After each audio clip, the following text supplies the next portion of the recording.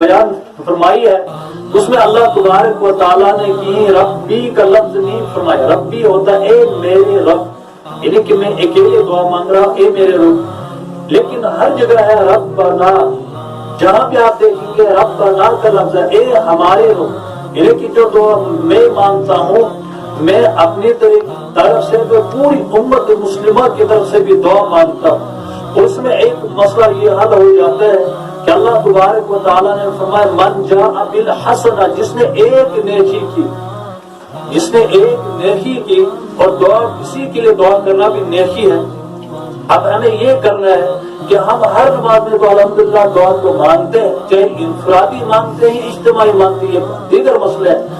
ہر مسئلہ ہر شخص جو نماز پڑھتا ہے ضرور دعا مانگتا ہے، چاہے وہ اکیلے مانگتا ہے، لیکن لفظ تو اجتماعی استعمال کرتا ہے ربنا اے ہمارے رب، یعنی کہ پوری امت کو داخل کرتا ہے. تو اس میں ہمیں ایک مسئلے کا خیال رکھنا ہے، یہ کہ ہمیں یہ نیت کرنی ہے جب بھی میں دعا مانگوں گا، جب بھی میں دعا مانگوں گا تو پوری امت، لیکن آدم علیہ السلام سے لے کر حضور صلی اللہ علیہ وسلم تک جتنی امتیں آئی ہیں، اس کے بعد یہ امت محمد یا قیامت تک آنے والے ہر مومن مومنات اور مسلمین مسلمات اس دنیا میں جتنے بھی آئے ہیں، ان تمام کے لیے اس دعا کا شیئر، اس دعا کا صلہ، اس دعا کا بدلہ، یہ دعا جو میں مانگتا ہوں اس کا ثواب مجھ تک پہنچا دے. اس میں یہ ہوگا کہ ہم تو دعا مانگیں گے، اللہ تبارک و تعالیٰ تو ہمیں ہماری دعا کو بھی قبول کریں گے. مسئلہ تو یہ ہوگا کہ آپ اندازہ نہیں لگا سکتے کہ حضرت آدم علیہ السلام سے لے کر حضرت محمد صلی اللہ علیہ وسلم تک کتنے مومنین مومنات مسلمین مسلمان دنیا میں آئے، کوئی کیلکولیٹ نہیں لگا سکتے، تعداد نہیں کر سکتے، کوئی کاؤنٹنگ نہیں کر سکتا، گن نہیں سکتا ہے. اب مسئلہ یہ ہے اس کے بعد حضور صلی اللہ علیہ وسلم کی وراثت سے لے کر قیامت تک آنے والی کتنی امت بے شمار، جس کا ہم کبھی احاطہ نہیں کر سکتے، گنتی نہیں کر سکتے. تو اب جب ہم گنتی نہیں کر سکتے، پھر ہم ایک وقت میں ایک دعا کریں، ایک وقت میں جب دعا کریں اتنے ثواب ہمیں ملے، اتنے لوگوں کو یہ ہماری دعا کا ثواب ملے گا. اب قیامت تک ہم کتنی نمازیں، جب تک ہم زندہ ہیں کتنی نمازیں پڑھ کے آپ حساب لگائیں. 50 سال میں 60 سال میں بلوغت سے لے کر 60 سال کی 70 سال 100 سال تک کی عمر میں ہم کتنے فرض نمازیں پڑھیں گے. اس وقت ہم دعا کریں گے، پھر ہم تہجد میں دعا کریں گے، پھر ہم افطاری کے وقت دعا کریں گے، پھر ہم اجتماعات میں دعا کریں گے، پھر ہم نکاح خانیوں میں دعائیں کریں گے. اس پوری دعاؤں میں ہم پوری امتوں کو جب شامل رکھیں گے. اب اللہ تبارک و تعالیٰ نے فرمایا تم نے اگر کسی کے ساتھ ایک نیکی، کتنی ایک نیکی کی فلاح ہو 10 امثالها، اس کو میں 10 نیکیاں دوں، 10. لیکن یہ یقین کن کو تھا؟ یہ یقین پکا صحابہ کے اندر تھا.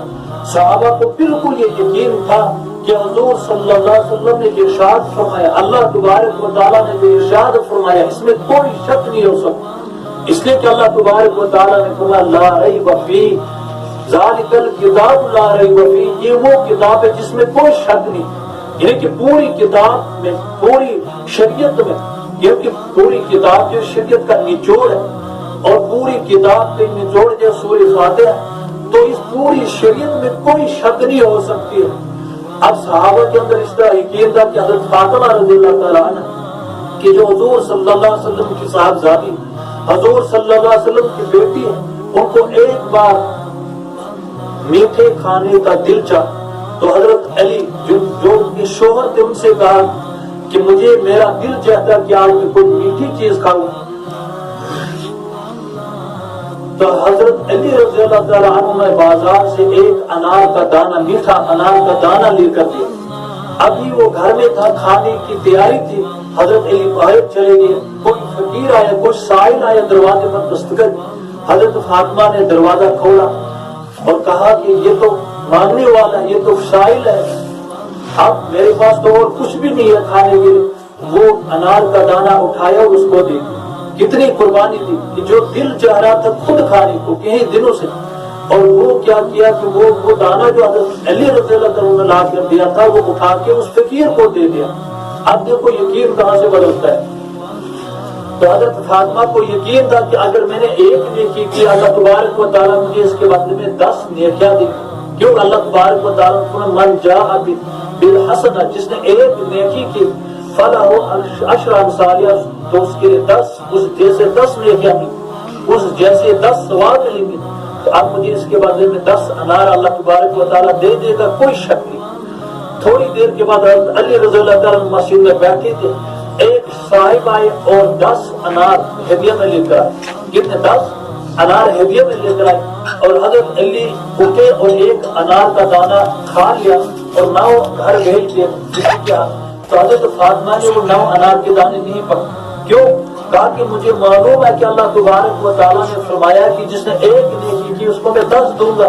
یہ 9 کیسے مجھے مل رہی؟ یہ کہ یقین تھا کہ اللہ تبارک و تعالیٰ نے پکے 10 بھیجے ہوں گے. میں تو ایک انار کا دانہ کھا چکا تھا، 10 تو ملنے.